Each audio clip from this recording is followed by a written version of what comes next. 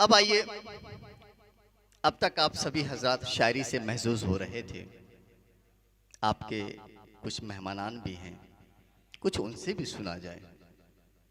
मैं बहुत ही अदब के साथ डॉक्टर अफरोज़ ज़हीर साहब से मऊ के अदबी माहौल पर रोशनी डालने के लिए इस शेर से दावत सुखन देता हूँ। अभी तो खेल नए मरहले में जाएगा, अभी तो खेल नए मरहले में जाएगा, अभी बिसात नई हमको एक बिछाना है। डॉक्टर अफरोज़ ज़हीर साहब। अस्सलामु अलैकुम, बहुत बहुत शुक्रिया। गज़ल की एक शाम जनाब मुश्ताक कार के नाम। इस आज की शाम में मुझ नाचीज़ को मदऊ करने के लिए सबसे पहले मैं शुक्रगुज़ार हूँ मुंतज़मीन का, जिन्होंने मुझ नाचीज़ को ये एज़ाज़ बख्शा और मुझे ये रुतबा अता किया। मैं बहुत बहुत शुक्रगुज़ार हूँ तमाम मुंतज़मीन का। मैं ज़्यादा कुछ बातें नहीं करूँगा क्योंकि ये मुशायरे का प्रोग्राम है और शेरी ज़ौक़ मैं भी रखता हूँ, लेकिन शेर व शायरी तो नहीं कर सकता। चंद एक बातें जो मैं कहूँगा, चूँकि हमारे बहुत सारे सीनियर और इल्मी शख्सियतें यहाँ मौजूद हैं, मैं ज़्यादा उनको सुनना चाहूँगा। सबसे पहले तो मैं तमाम मुंतज़मीन का एक बार फिर शुक्रिया अदा करता हूँ कि आपने इतनी बेहतरीन शाम का इनेकाद किया। मुश्ताक अहमद कार साहब एक अजीम शख्सियत थे, काफ़ी बाज़ौक़ और अदबी ज़ौक़ रखने वाली शख्सियत मुश्ताक कार साहब की थी। उन्होंने मऊ के अंदर बहुत सारे मुशायरों का इनेकाद किया और शायरों से उनकी काफ़ी दोस्ती भी थी। मैं उनके बारे में बहुत कुछ तो नहीं जानता था, लेकिन जब कलीम जाजिल साहब ने मुझे फ़ोन किया कि नहीं आपको भी वहाँ आना है, तो मैंने कहा कि कोई तालीमी प्रोग्राम होता, क्योंकि मैं एजुकेशन से जुड़ा हुआ हूँ, एजुकेशन का फील्ड का हूँ, बीएड एमएड के तलबा को पढ़ाता हूँ मैं, तो कोई तालीमी प्रोग्राम में आप बुलाते तो यकीनन मैं आता और कुछ अपनी बातें रखता। लेकिन फिर जब मुझे लगा कि नहीं ये शेरी महफिल है, यहाँ पे मुझे जाना चाहिए, क्योंकि मुझे याद है कि बहुत पहले मेरे घर के बगल में हाफिज़ मरगूब मंजिल में शेरी नशिस्त हुआ करती थी और बहुत सारे शोरा को मैंने सुना भी है और अक्सर हम लोग वहाँ जाया भी करते थे, सुनते थे, चूँकि अपना घर ही था तो उसमें जाते थे, ज़रूरी था। तो मैं एक शेर मैंने कोशिश की है, हालांकि मैं शायर नहीं हूँ बिल्कुल भी, मुश्ताक कार साहब की शख्सियत से मुतासिर होकर मैंने एक शेर कहने की कोशिश की है। अब वो शेरी पैमाने पे कहाँ से कितना उतरता है और नहीं उतरता है वो तो इससे मुझे वाकफियत नहीं है। कि मैंने कहा कामूस से दे दे कोई अल्फाज तो, मैंने कहा कामूस से दे दे कोई अल्फाज तो, तारीफ़ जिससे कर सकूं मुश्ताक सर की शान में, तारीफ़ जिससे कर सकूं मुश्ताक सर की शान में, बोली कहाँ से दूं तुम्हें अफरोज़ मैं अब ढूंढ कर, हैं हेज सब अल्फाज उनकी शख्सियत के सामने, हैं हेज सब अल्फाज उनकी शख्सियत के सामने।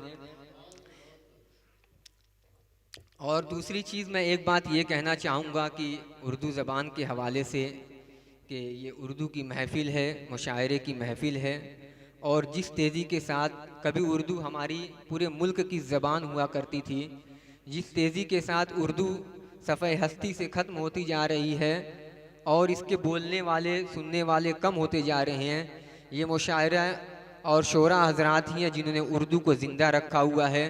तो यकीनन आप लोग मुबारकबाद के काबिल हैं कि आपने शेर व शायरी की इस महफ़िल के ज़रिए हमारी उर्दू को, ये उर्दू सिर्फ़ हमारी ज़बान नहीं है बल्कि ये हमारी तहज़ीब व सकाफ़त, हमारे अखलाक व अक़दार की ज़ामिन भी है, जिसको आपने ज़िंदा रखा हुआ है। इसके लिए यकीनन आप मुबारकबाद के काबिल हैं।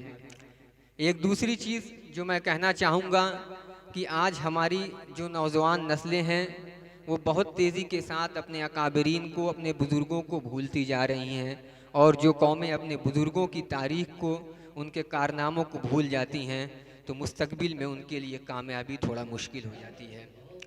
और तो मुश्ताक कार साहब की याद में जनाब जावेद अहमद साहब का कार साहब और उनके दूसरे अहबाब ने जो ये मुशायरा मुनक्किद किया, उनको याद किया।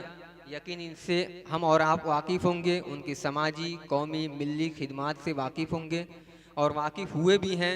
इसी तरीके से अगर हम आगे भी अपने उन शख्सियात को जिन्होंने कौम के लिए, हमारे कौम की बेहतरी के लिए बहुत सारे उमूर और काम अंजाम दिए हैं, इसी तरीके की महफ़िलों का इनेकाद होता रहे तो यकीनन ये हमारे आने वाली नस्लों के लिए, हमारे उर्दू के लिए, हमारे तहज़ीब व सकाफ़त और तमद्दुन की बका के लिए ये बहुत ही अहम कदम होगा।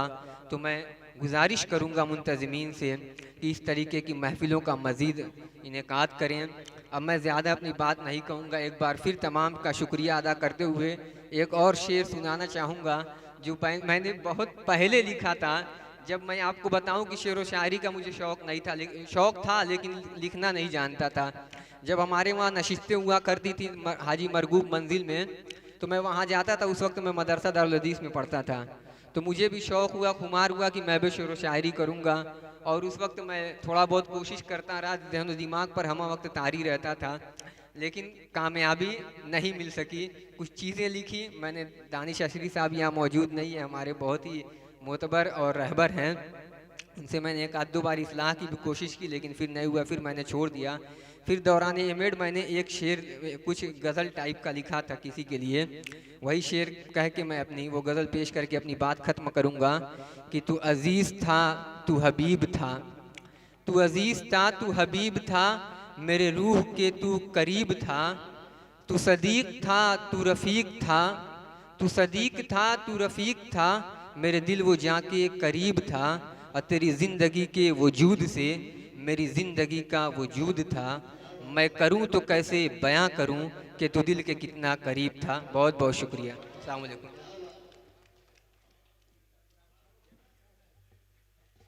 बहुत खूब, बहुत शुक्रिया डॉक्टर अफरोज़ ज़हीर साहब। आपने कहा कि ये शायरी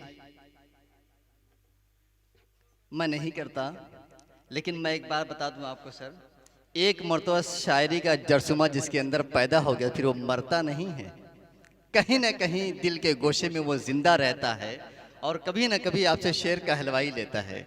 बहुत अच्छी आपने रोशनी डाली इन्हताती उर्दू ज़बान के ताल्लुक़ से, और आपने सच्ची बात बताई कि हमारी नौजवान नस्ल उर्दू ज़बान से बहुत दूर होते जा रही है।